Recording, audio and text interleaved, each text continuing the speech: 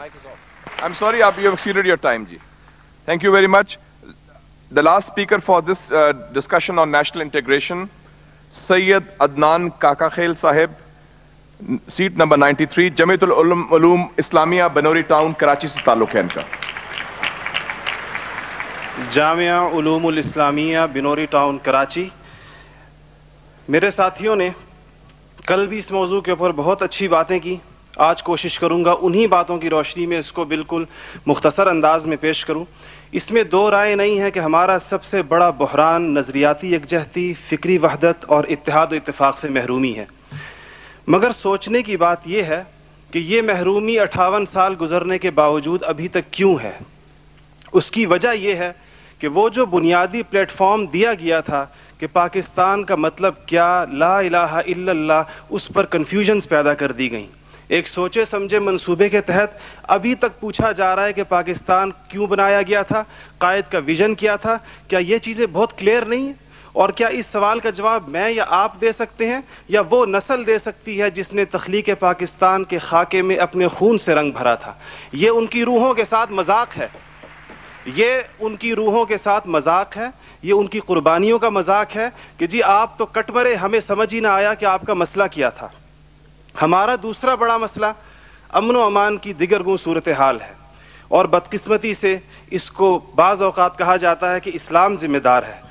हालांकि कुरान का मुताला बताता है कि सबसे ज़्यादा इस्लाम अमन व अमान के ऊपर ज़ोर देता है. इब्राहीम अलैहिस्सलाम की दुआ तो ज़रा देखिए. मईशत की बात बाद में करते हैं, इकॉनमी की बात बाद में करते हैं, पहले अमन की बात करते हैं. फरमाते हैं रब्बि जअल हाज़ल बलद आमिना, इलाही मेरी इस बस्ती को अमन का गहवारा बना दे. फिर फरमाते हैं वर्ज़ुक़ अहलहु मिनस समरात, इसमें रहने वालों को इनकी मईशत भी ठीक कर दीजिए. और अल्लाह ताला भी जब अपने इनामात गिनवाते हैं तो फरमाते हैं इब्राहीम सलाम को कि वइज़ जअलनल बैत मसाबतन लिन्नासि व अमना, हमने आपको एक ऐसी जगह बसाया जिसको बार बार आने की जगह और अमन का गहवारा बनाया. ये तो बात बिल्कुल वाज़े है. मसला ये है हमारा अमन व अमान तबाह क्यों हुआ, हमारा नौजवान किस तरह दहशतगर्दों का आला बना और हम रोज़ बरोज़ लाकानूनियत की दलदल में क्यों धंसे जा रहे हैं. जनाब सदर, नोट करने की बात है कि ये सबक उसको किसी मज़हब ने नहीं सिखाया, ये सबक उसको किसी दीन ने नहीं बताया. ये तबक़ाती तफरीक, इस्तेहसाली निज़ाम, टैलेंट की बेकदरी, तालीमी ढांचे का खोखलापन, बेइंतहा करप्शन और इख्तियारात के नाजायज़ इस्तेमाल वो खौफनाक मसाइल हैं जो नौजवान को इस तरफ लेकर गए हैं. आप ये मसाइल हल कर दीजिए, आप ये मसाइल हल कर दीजिए, फिर देखिए ये नौजवान दहशतगर्द है या अमन पसंद है. हमारा तीसरा सबसे बड़ा मसला जो इस वक्त बहुत अहमियत का हामिल है, जमहूरी रिवायात का फुक़दान है. हम अभी तक हकीकी जमहूरी कल्चर और अवामी मैंडेट के एहतराम के माहौल को पैदा करने में नाकाम रहे हैं. टूटती बनती असम्बलियों, इंतखाबी धांधलियों और जनाब सदर अहम कौमी मसाइल में पार्लियामेंट को बाईपास करने की रिवायात ने अवाम का एतमाद मौजूदा पॉलिटिकल सिस्टम से उठा दिया है. इसके लिए हमें अपने उस पड़ोसी मुल्क से सबक सीखना चाहिए जहाँ से मुशाहिद साहब तशरीफ़ लाए हैं और आप अनकरीब जाने वाले हैं. उनकी और हमारी तारीख़ आज़ादी एक ही है. उनको और हमको हमें और उनको एक जितना वक्त मिला है, मगर उन्होंने अपने यहाँ जमहूरी अक़दार को इतना मजबूत कर दिया है कि हुकूमत कितनी नाकाम साबित क्यों ना हो जाए, कोई भी उस्ताद टूट पड़े, ये नहीं हो सकता कि फ़ौज बैरकों से निकले इक़्तिदार में आकर बैठ जाए. इसी तरह जनाब सदर, मैं ये समझता हूँ कि आज इस हॉल में लगी हुई कायद की तस्वीर आपसे पूछ रही है, आगे आप खड़े हुए हैं कि जनरल तुम तो सरहदों के रखवाले हो, तुमको ईवान इक़्तिदार की राह किसने दिखाई है. और जनाब वाली, जनाब आला, हमारा तीसरा सबसे बड़ा मसला एलीट क्लास इकॉनमी है.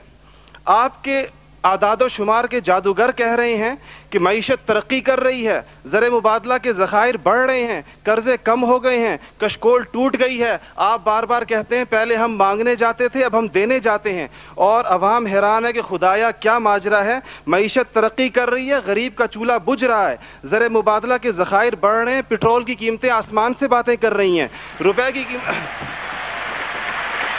روپے کی قیمت ڈی ویلیو ہوتے ہوتے کہاں آ کھڑی ہوئی ہے. اور اس کے بعد ایک اور بات جناب صدر, آپ نے کہا کہ بسنت منانے سے کچھ نہیں ہوتا. اسلام تفریح سے ہرگز منع نہیں کرتا, بلکہ صحت مند تفریح کی حوصلہ افزائی کرتا ہے, مگر خدارا محروموں لاچاروں کی آرزوؤں کے مزار پر دھما چوکڑی نہ مچائی جائے. دیکھیں اسلام یہ کہتا ہے اگر ایک گھر کے اندر ایک عجیب تاثر ہے, ٹھیک ہے لوگ انفرادی طور پہ پتنگ اڑائیں, کوئی اس کو حرام نہیں کہتا, مگر جب ایک غریب دیکھتا ہے کہ میرے پیٹ میں روٹی نہیں, میرا صدر پتنگ بازی کر رہا ہے, تو وہ یوں سمجھتا ہے کہ ہمارے درمیان کوئی گیپ ہے.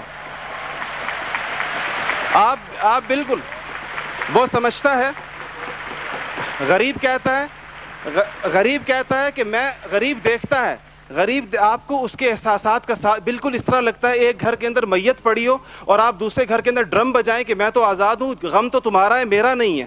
تو اس کو کوئی بھی اس کی اجازت نہیں دے گا, کوئی بھی مذہب کہے گا کہ نہیں, اس کا احساس کیجئے, اس کے اشک شوئی کریں, اس کو سینے سے لگائیے.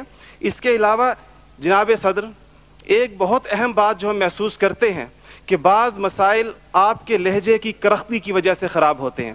آپ بلوچستان کے عوام سے کہتے ہیں تمہیں ہم وہاں سے ہٹ کریں گے, تمہیں پتہ ہی نہیں چلے گا ہم نے تمہیں کہاں سے ہٹ کیا ہے.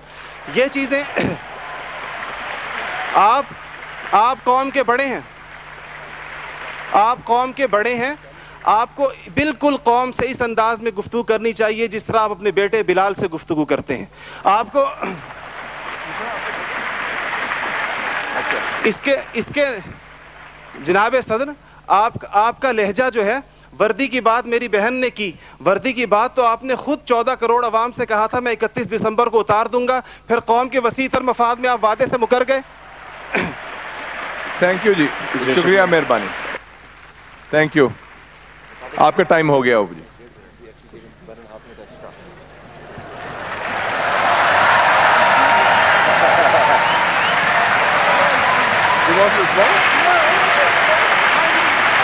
respond کریں کوئی.